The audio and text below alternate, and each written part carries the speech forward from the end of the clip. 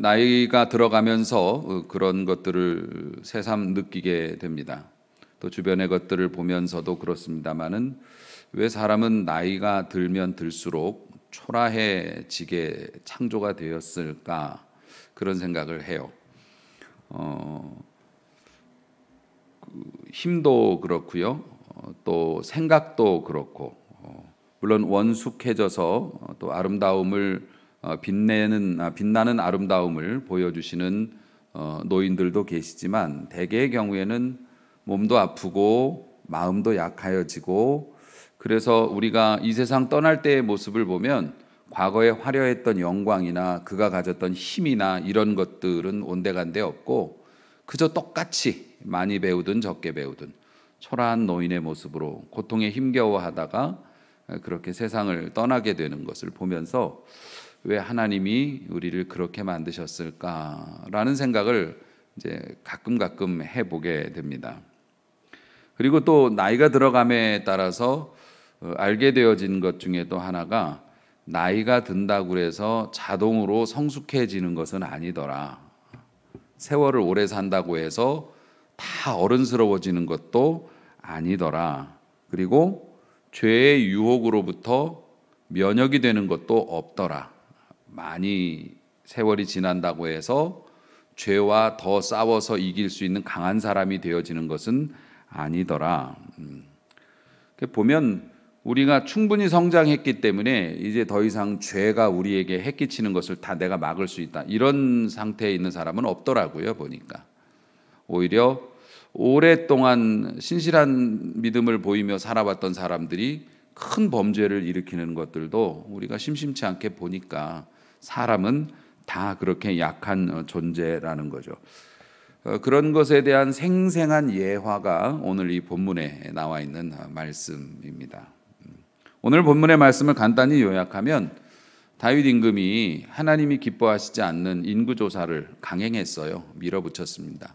결국 그것이 죄가 되었고 그 죄로 인해서 하나님께서 다윗과 이스라엘에게 심판을 내리셔서 3일 만에 7만 명이 전염병으로 죽게 되는 그런 큰 참혹한 재앙을 만났더라. 이런 내용입니다. 간단하게 요약하면. 그래서 우리는 이 말씀을 볼 때 항상 그렇게 봤습니다. 사람이 교만하면 안 돼. 사람이 먹고 살만하다고 형편 펴졌다고 하나님도 몰라보고 위아래 몰라보고 교만하게 굴면 이런 재앙을 당해. 보통 이제 이렇게 이 말씀을 해석을 해왔지만은 사실 오늘 본문의 말씀을 조금만 이렇게 깊게 들여다봐도 좀 복잡해요. 이 내용이 간단한 내용이 아니라는 거죠. 먼저 본문에 이제 처음이 시작이 되어지는 24장 1절에 보면은 하나님께서 화가 나셨대요. 이 일의 시초가 그렇습니다. 이런 재앙의 시초가 1절을 보면 하나님께서 진노하셨어요. 화나셨어요. 다시 이스라엘을 향하여 진노하사 그들을 치시려고 다윗을 격동시켰다 이렇게 되어 있습니다.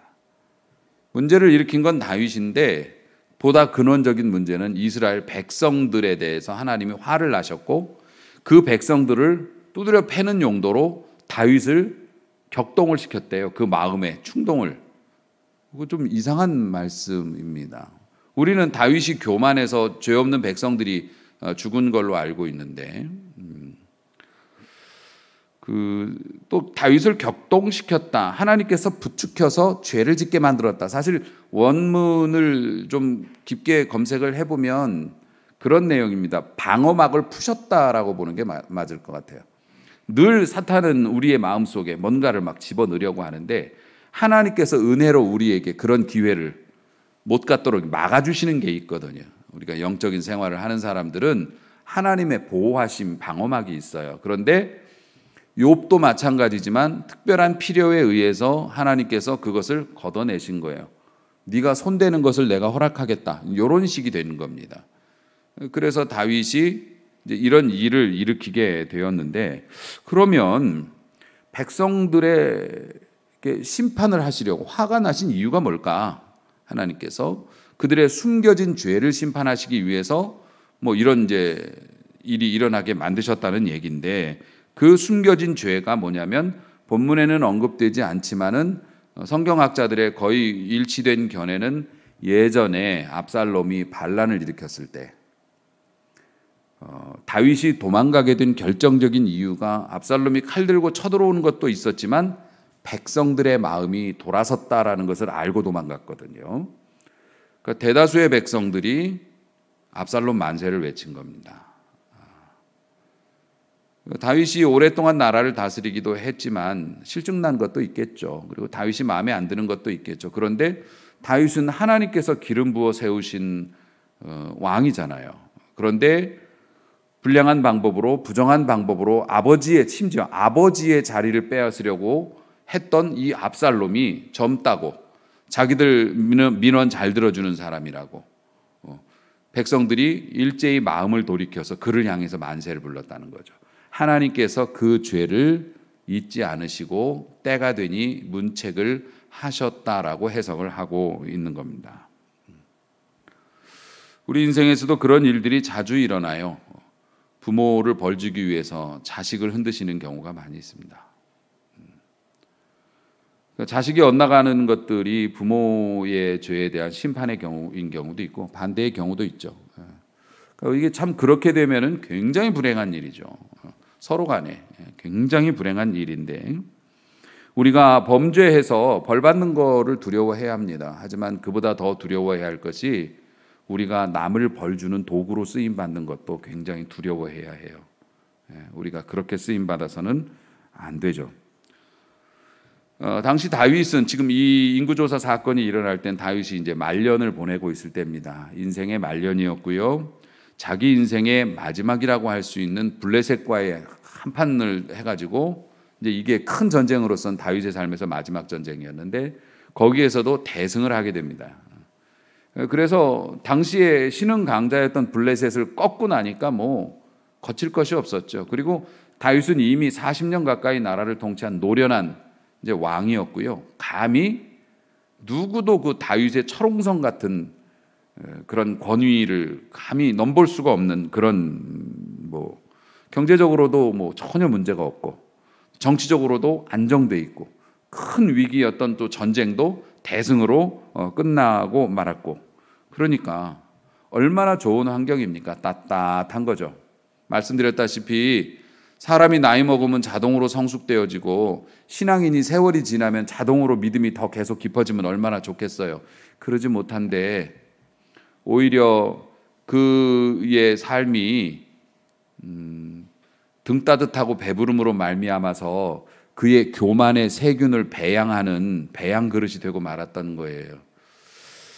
그러니까 매우 위험한 상태였던 거죠. 그의 연속되는 성공과 아무도 그에게 간섭을 할 수 없는 절대적인 권위와 이런 것들이 인간이 가지고 있는 그 한계, 교만한 마음을 발효시키는 솥 역할을 했던 거죠. 그래서 결국에는 하나님의 심판을 수행하는 데 필요한 사람이 되고 말았던 겁니다. 똥 치우는 막대기가 되고 만 거죠. 그렇다면 하나님의 심판에 백성들이 죄가 있어서 그 백성들을 처벌하기 위해서 다윗을 도구로 쓰셨는데 그렇게 도구로 쓰임 받은 다윗은 죄가 없나? 아유, 천만의 말씀이죠. 뭐 그럼 유다도 죄가 없게요? 뱀도 잘못이 없게? 아닙니다. 당연히 잘못된 것이 있죠. 하나님께서 백성을 벌주고 싶으신데 이것들을 어떤 막대기로 때릴까 했을 때 주변을 돌아보셔서 다윗이 발견되어진 거예요. 하나님께서 아담과 하와에게 그런 시험을 주실 때 그런 간교하고 아주 치사한 역할을 맡을 수 있는 게 뭘까 보니까 뱀이 있었던 거고 딱 하는 짓이나 그 행동이 거기에 어울렸던 거고요. 예수님을 십자가에 매달아야 했던 그 역할을 감당할 악역이 필요했는데 간사하고 세속적인 성격의 가룟 유다가 그 곁에 있었던 것이고 그래서 그가 선택이 되어진 것이고 이제 이런 것이죠. 결국 미혹하는 영이 충분히 역사할 수 있을 만큼 부패된 마음밭을 가진 그 당시에 다윗이 쓰임받기에 합당했기에 쓰임을 받은 것이라서 사실 다윗이 저는 하나님의 도구로 쓰임 받은 것밖에 없는데 전 죄가 없어요라고 말을 할 수가 없는 거죠. 거기에 쓰임 받을 만큼 더러워졌었다는 거고, 그러니까 다윗이 나 죄 없다고 말할 수는 없다는 거죠. 강아지가 산책을 하게 되면은 그 배변을 하는 경우가 있습니다. 그런데 이제 보통은 배변 봉투나 이런 걸 준비하지만 잠깐 쓰레기 버리러 마당에 나왔는데 잠깐 따라 나왔는데 거기서 그냥 이렇게 실수를 하게 되면 저 같은 경우에도 막 찾아요. 뭘 찾아요? 막대기나 아니면 종이 같은 거 이렇게 그런 거 막 가서 얼른 주워다가 이게 치워서 하수구 같은 데다 이렇게 버리고 그다음에 어떻게 합니까? 그 치웠던 막대기나 종이를 황급히 버리죠. 그걸 뭐 애지중지할 이유가 없지 않습니까? 아주 미련 없이 내어버리죠. 그런 것처럼 이스라엘의 역사를 봐도 이스라엘이 부패하고 하나님의 심판을 받을 만한 때에 그들을 심판하는 도구로 우상을 섬기는 나라, 또 하나님 앞에 패역한 짓을 하는 그런 잔인한 짓을 하는 나라들을 들어서 하나님께서 이스라엘을 심판하셔요. 그리고 나서 어떻게 됩니까? 성경의 주변 역사를 보면 이스라엘을 침략해서 고통을 줬던 나라치고 지금까지 남아있는 나라가 없어요. 다 멸망의 길을 걷게 되는 거죠. 그러니까 썩은 나무까지 갖다 쓰고 부러뜨려 버리신 거라는 거죠.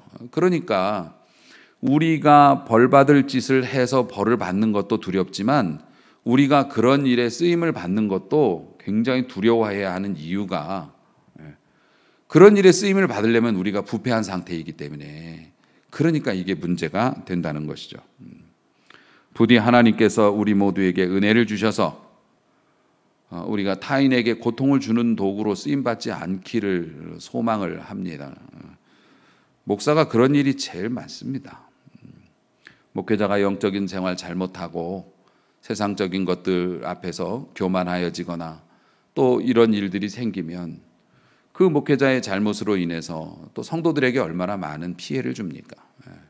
저의 일생에 그런 일이 없기를 원하고 또 여러분의 삶에도 그런 일에 쓰임 받는 일이 없기를 소망을 하는데요. 오늘 본문을 보면 다윗이 그냥 그런 얘기를 해요. 이 땅에 인구가 얼마나 많은지 내가 조사해 보고 싶다고. 그 일을 군대 장관이었던 요압에게 명령을 내렸습니다. 이 사람이 인구 조사를 했지만 분명한 것은 뭐냐면 이 사람이 인구 조사의 목적이 뭐였냐면 자신의 군대의 숫자를 정확히 파악하기 위함이었어요. 그런데 군대의 숫자를 정확히 파악해서 어디에 몇 명 배치하고 어디에 몇 명 배치하고 하려는 의도가 아니라 다른 사람들에게 우리 군대가 이만큼 많아, 우리 무기가 이렇게 많아, 우리 땅이 여기까지 이렇게 넓어졌어 라고 하는 것을 자랑하고 싶은 마음이었다는 겁니다. 군대 숫자 정확히 몰라도 전쟁에 다 이겼어요. 전쟁하는데 하등 지장이 없었습니다. 그러니까 결국 그것은 뭐냐면 교만이 동기였다는 거죠. 내가 가진 것을 수치적으로 정리해서 내 이웃 나라나 아니면 내 백성들에게 내가 이 정도로 정치를 잘했어 라는 것을 보여주고 싶었다는 겁니다. 누가 봐도 하나님 앞에 문제가 될 상황이어서 심지어는 그 교활한 정치꾼이고 잔인한 사람이고 전쟁에 나가서 칼을 휘둘렀던 그 요압 장군마저도 우려를 표시했어요. 이건 상식적인 문제였기 때문에 24장 3절 보면 요압이 왕에게 이르되 이 백성이 얼마든지 이 백성의 숫자가 얼마가 되든지 간에 왕의 하나님 여호와께서 100배나 더하여 주사 이 백성이 번창하게 되는 것은 당연한 일이고 그것을 내 주 왕의 눈으로 보게 하시기를 원합니다. 임금님은 그걸 보게 되실 텐데 그런데 내 주 왕은 어찌하여 이런 일을 기뻐하시나이까? 인구조사하는 일을 왜 좋아합니까? 왜 인구조사를 자꾸 하려고 합니까? 라고 물어봤어요. 간단하게 말하면 하나님이 싫어하시는데 지금 잘 나가고 계신데 왜 하나님의 심기를 건드리는 일을 사서 하시려고 합니까? 라는 얘기거든요. 그런데 이런 지하에 거절을 합니다. 교만에 빠진 다윗이 그걸 뼈아프게 받아들일 리가 없었기 때문에 자기의 지위를 위해서 지위를 이용해서 요압에게 찍어 누른 거죠. 하라면 하는 거지. 이런 분위기였을 겁니다. 다윗이 왜 몰랐을까요? 죄를 짓는 사람들 보면 몰랐다고 말하는데 거짓말입니다. 몰랐을 리가 없습니다. 한두 번 실수로 할 수는 있지만은 몰랐을 리가 없습니다. 다윗도 내가 이렇게 행동하는 거 하나님께서 밉게 보실 거라는 거 알고 있었습니다. 그런데 뭐 시험에 들면 그렇게 되죠. 하나님의 뜻을 거스리는 것을 알면서도 그 방향을 고집스럽게 고집을 합니다. 평안치 못한 마음이 스물스물 속에서 올라오는데 거기에 귀를 기울이는 것을 거부하고 점점 더 반대 방향으로 달려갑니다. 우리의 삶에서도 가끔 보는 상황이죠. 아닌 걸 알면서도 고집을 꺾고 회개하지 않습니다. 다윗이 명령을 내리고 보고를 받기까지 10개월 걸렸습니다. 물론 나중에 다윗이 후회를 하고 회개를 했습니다마는 10달 동안 버틴 거예요. 명령을 내리기 전부터도 다윗은 이건 하나님이 기뻐하시는 일은 아니다라는 걸 알고 있으면서도 10달을 버텨서 결국에는 보고서까지 받아봅니다. 다윗이 성경을 보면 그가 백성들의 숫자를 계수한 후에 보고서를 받아본 후에 자책이 되었다라고 이야기합니다. 그런데 이 내용을 병행해서 역대상에서도 그 기록을 하고 있거든요. 같은 내용을 한 번 더 반복되죠.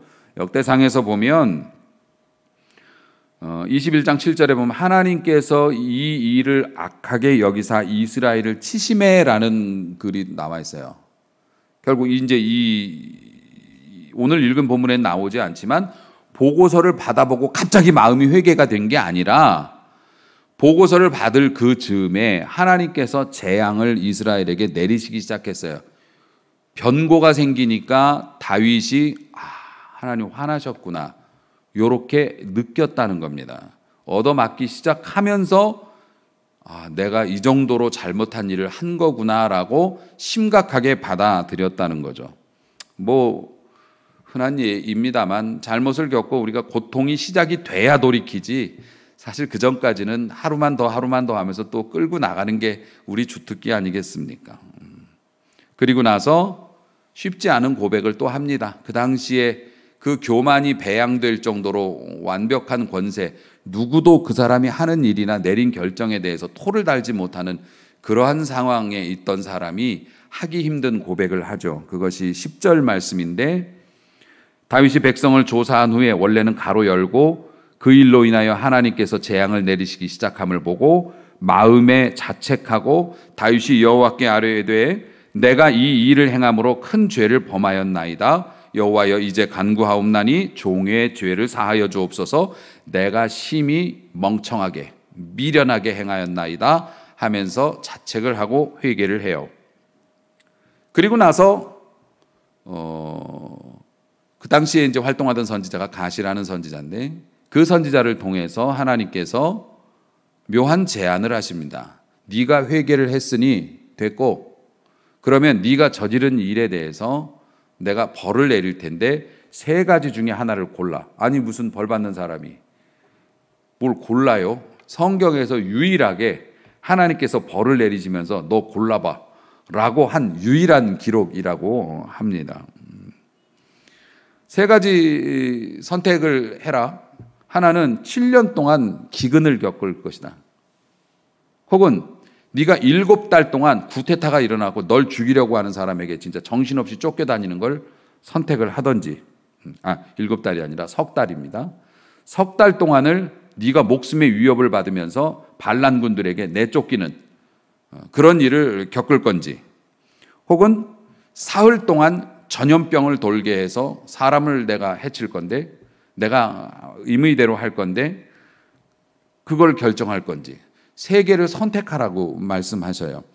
근데 하나님께서 다윗을 특별하게 배려를 하셔서 그런 것이겠죠. 사랑하셔서 뭐 그런 것일 수는 있는데 하여튼 좀 묘합니다. 저도 이 부분은 잘 이해가 안 가서 이건 나중에 가서 물어봐야겠습니다. 하늘나라 가서 왜 그러셨냐고. 다윗이 고민되잖아요. 이거 피할 수는 없는 거예요. 대가를 치러야 하니까 공의를 만족시키기 위해서 대가를 치러야 하니까. 그러면서 고민하다가 결론을 뭐라고 내리냐면은 내가 여호와의 손에 빠지고 사람의 손에 빠지지 아니하기를 원하노라 이렇게 말씀하셨어요. 다윗이 여호와의 손에 빠진다는 건 우리 표현으로 하면은 내가 매를 맞아도 하나님한테 직접 맞지 사람들한테 맡고 싶진 않다. 이렇게 결정을 내리면서 3일 동안의 전염병을 선택을 합니다. 우리가 은혜를 원한다면 하나님의 손에 빠지는 게 좋습니다. 더 가혹한 고통일지 몰라도 하나님은 징계하시고 때리시는 중에도 은혜를 베푸시는 분이고, 하나님께 맞으면 그 후에 하나님께서 또 자비를 베풀어 주시는 게 있죠. 좀 더 쉽다고 사람을 따르거나 사람을 쫓아다니거나, 그래서 사람하고 상대하겠다 하지 말고, 어려운 일이 있으면 우리 하나님께 직접 나아가서 직접 고하고, 또 하나님이 주시는 어려움이라면 그대로 받아들이려고 하는 그런 자세가 필요하죠. 심판을 원한다면 인간의 손에 빠지고, 은혜를 원한다면 하나님의 손에 빠지라는 말이 있습니다. 다윗은 사실 어려움 가운데서도 올바른 선택을 했죠. 최선의 선택이었습니다. 그런데 24장 15절부터 보니까 브엘세바에서부터 단까지, 단에서부터 브엘세바까지, 백두에서 할라까지 온 나라에 3일 동안에 도대체 어떤 병이었는지 무려 7만 명의 사람이, 7만 개의 무덤이 생겨났다는 겁니다. 이 죽음의 천사가 칼을 막 무자비하게 휘두르는 바람에 그게 어떤 병이었는지는 모르겠는데 3일 만에 7만 명의 사람이 죽고, 심지어는 수도 예루살렘을 향해서 칼을 뽑고 천사가 들어가려고 할 때 하나님께서 만류하시고 나서야 이게 일시 중단이 됐어요. 이게 완전히 끝난 게 아니라 일시 중단이에요. 그때 다윗이 아라우나의 타작마당을 돈 주고 사가지고 거기에서 하나님 앞에서 순종과 희생의 제사를 드림으로 하나님께서 거기에서 종료를 선언하시고 이제 모든 상황이 마무리가 되어졌다는 겁니다. 하나님의 사람들이 하나님의 말씀, 또 이러한 무서운 일들 앞에서 항상 받아야 될 경고, 하나님의 말씀은 정말 진지하게 받아들여야 하고 그분과 장난을 쳐서는 안 된다. 그러니까 다윗이 한 걸음 더 가보고 괜찮으니까 한 걸음 더 가보고 한 걸음 더 가보고 이러다가 후회했음에도 불구하고 자기가 목숨처럼 사랑했던 그 백성을 그렇게 잃게 되었잖아요. 물론 자신의 교만 때문에 그런 일이 벌어졌지만은, 우리가 하나님의 말씀을 진지하게 받아들이면 하나님께서는 우리의 삶에 기쁨과 평안을 주십니다. 아멘. 그러니까 하나님의 말씀을 진지하게 받아들인다는 게 그를 경외한다는 거죠. 우습게 보지 말라는 거예요. 하나님의 말씀과 그 가르침을 우습게 보지 말라는 거예요. 어려운 때를 지내고 계십니까? 환난의 때를 지내고 계십니까? 하나님의 말씀을 더 진지하게 받아들이시면 여러분에게도 희망이 있게 될 줄로 믿습니다. 어려울수록 하나님의 말씀 앞에 진지해야 돼요. 하나님과 장난을 쳐서는 안 된다는 겁니다.